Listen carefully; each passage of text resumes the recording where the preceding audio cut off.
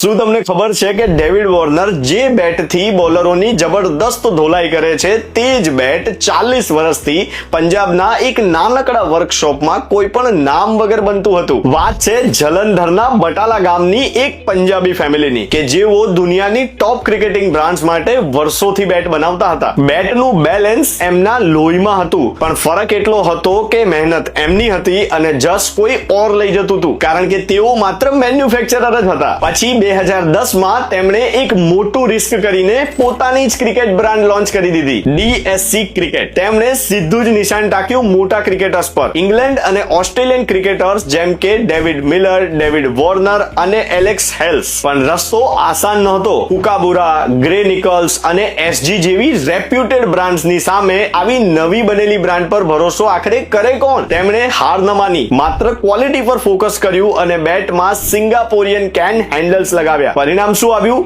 જ્યારે આ બેટ લઈને ખેલાડીઓએ મેદાનમાં ચોક્કા છક્કાની રમઝટ જમાવી ત્યારે લોકોને ખબર પડી કે આ પાવર આવે છે ક્યાંથી। અને આવી જ બીજી બિઝનેસ રીલ્સ જોવા માટે ફોલો જરૂરથી કરતા જજો।